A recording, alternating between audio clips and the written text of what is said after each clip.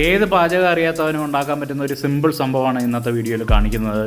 ചെറിയ ഉള്ളി, വറ്റൽമുളക്, പുളി എന്നിവ കൊണ്ടിട്ട് ഉണ്ടാക്കാൻ പറ്റുന്ന ഒരു സിമ്പിൾ സംഭവം. ചീനച്ചട്ടി ചൂടായി എണ്ണ ഒഴിച്ച് എണ്ണ ഒന്ന് ചൂടായി വരുമ്പോഴത്തേക്ക് അതിൻ്റെ അകത്തേക്ക് ചെറിയ ഉള്ളി ഇട്ട് കൊടുക്കുക. അതൊന്ന് മൂത്ത് വരുമ്പോഴത്തേക്ക് അതിൻ്റെ അകത്തേക്ക് വറ്റൽമുളക് ഇട്ട് കൊടുക്കുക.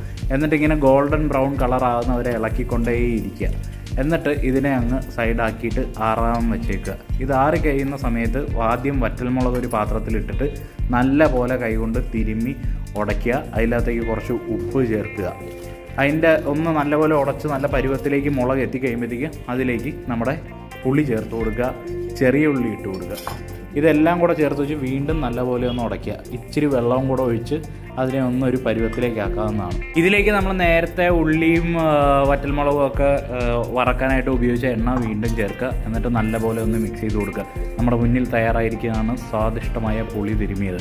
അതിങ്ങനെ ചോറിൻ്റെ കൂട്ടത്തിൽ കുഴച്ച് അടിക്കുക.